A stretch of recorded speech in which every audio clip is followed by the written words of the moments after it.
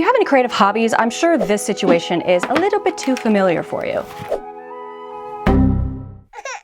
And I think this is why the idea of having creative prompts every day to help you come up with ideas is such a popular concept, especially when that concept is attached to a specific month and everyone is encouraged to participate. Because not only are you provided ideas that you can springboard off of, but there's also this sense of community in order to motivate you to continue. It also gives you a sense of accountability as well. This is why challenge months such as Inktober have gained a lot of popularity in the last 10 to 15 years. What NaNoWriMo is to writers, Inktober is to artists. This year, I actually decided that I want to participate in Inktober. However, I am not an ink artist. Ink is not one of my primary mediums. So whenever I've participated, I've always taken my own liberties and picked and choosed which prompts I wanted to use from different lists that people make for their followers and platforms. I can't say that I've ever succeeded in drawing every day. In fact, I'm pretty sure I get a few days in and I end up dropping off the bandwagon. It's not really something that I thrive at, doing something consistently every single day. I think YouTube is the most consistent thing in my life right now, so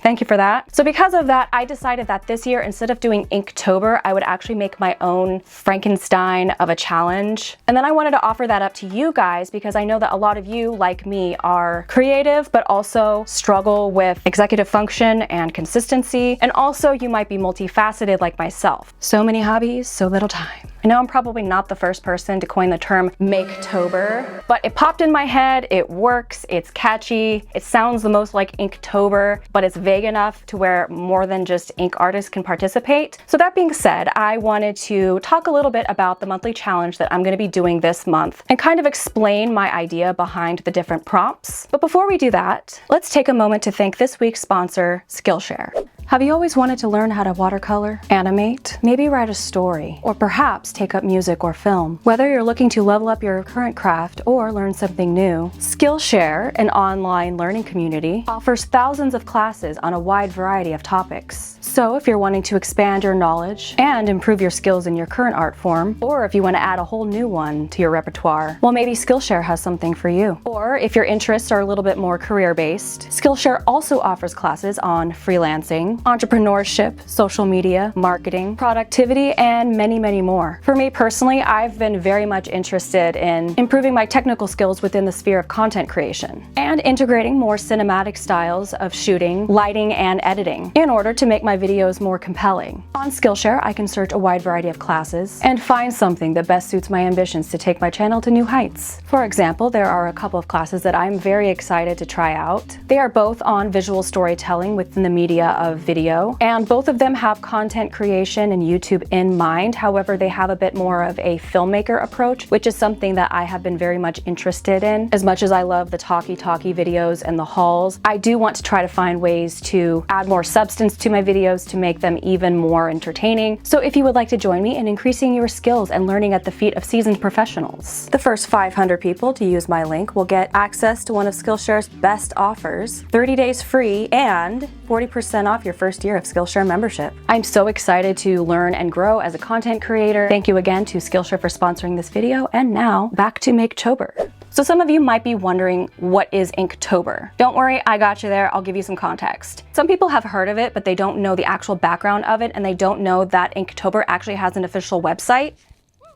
But the Inktober challenge was actually started by an artist named Jake Parker, and Inktober was created in 2009. This challenge was created so that he could improve his ink drawing skills and develop positive drawing habits as an artist. And since then it's grown so much that it's gotten bigger than his actual original movement. Many people know about Inktober, but they don't necessarily know where it started. I'm actually going to be linking the website in the description, so if you'd like to check it out, go ahead and do so. There is an actual official prompt list on the Inktober website for 2023. However, official prompt lists didn't actually start until 2016. Previously, people just made up their own prompts to follow. However, I have seen other artists put out their own prompt lists even since then, as well as their own prompt lists for other themed months such as Mermay. So what are my intentions with my version of Inktober, aka Maketober? While even though it's inspired by Inktober, it's not necessarily the same. The only thing that's really similar is that I am encouraging you to follow along with the prompts that I've made, and I've created prompts for every day of October. However, not only is this not just for ink artists, but it's also not just for artists or those that draw or paint. My intention was I wanted to be able to include everyone who does something creative, whether that be poetry, short stories, photography. Maybe you do draw or paint, but you also crochet. Maybe you make dolls, or maybe you make scrapbook pages, bullet journaling, whatever it may be. If it's something that you do with your hands that you make. And I also want to emphasize the fact that if you are multifaceted like myself,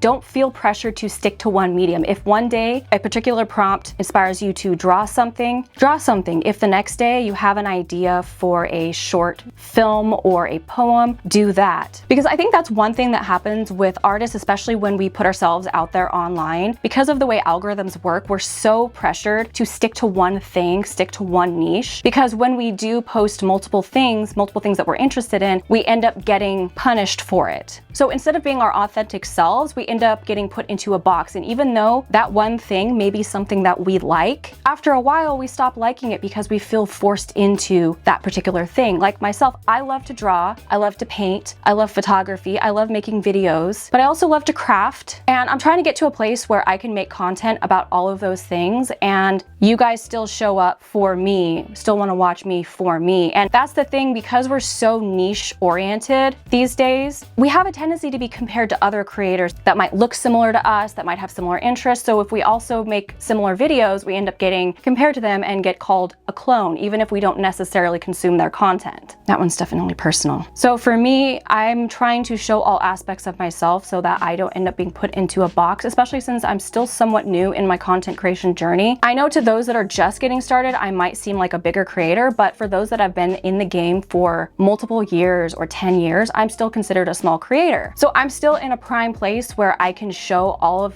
the aspects of my personality and all of my interests, and I can still use that in order to build my following around. I am not one thing, I am not one niche.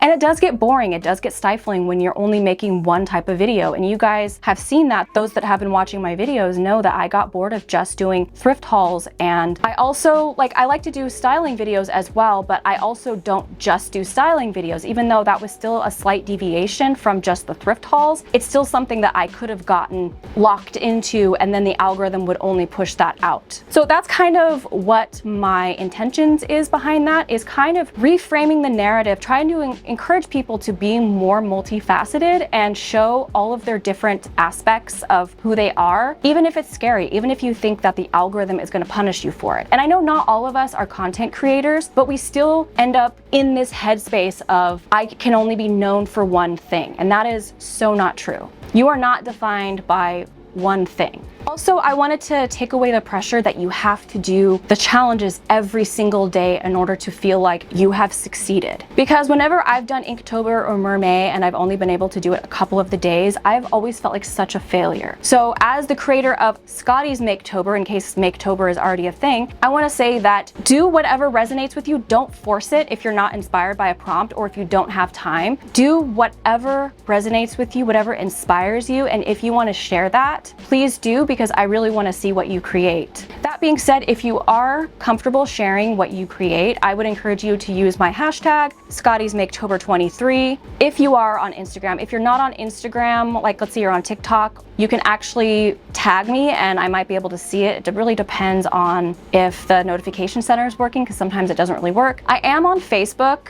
I have a Facebook page that is tied to my Instagram page, but I'm not really on it that much. But if you do want to post it on Facebook and tag my Instagram page, I might be able to see it and then also use the hashtag. I won't be following the hashtag on Facebook though, so tag my page. So tag me on TikTok or Facebook if you want to show me what you've created. Whereas on Instagram, I am going to be following the hashtag and I will be checking it daily to see what you guys have been creating, and I will try to engage with the posts as well. That being said, I do want to do a follow-up video at the end of the month or at the beginning of November, at whenever I'm able to do it. And I want to show off what I've created, but I also want to show off what you guys have created as well, so we can kind of foster this sense of community, and maybe your art or your creations will end up in my video. It really depends on how many people enter. If we end up only getting a few, I'm still gonna endeavor to show those, so definitely let me know if if you feel comfortable with your work showing up in a video. But if we get like a lot of people entering, I will have to be more selective. It really depends. You never know with these things. I could get like 5 people that participate, or I could get 500. Next, I wanted to talk a little bit about the prompts themselves because they might seem a little bit random. Some of them I did come up with like random ideas because I needed to fill the slots, but some of them actually do have some meaning to me and are subjects that I really do want to infuse into my artwork and into my creations. Now, I was going to go through all of the prompts. However, I think if we did that, this video would be far too long. You'll notice that a lot of them kind of fall under a similar theme of discovery, learning, investigation, and that is not by accident. That has been a big theme for me this year in my journey of self-discovery and self-growth. So I really wanted to inject that into my art. And many of you have also said that you've been on a similar path lately, so I kind of wanted us to kind of celebrate that together. Among those prompts, we have discovery, voyage, investigate, illuminate,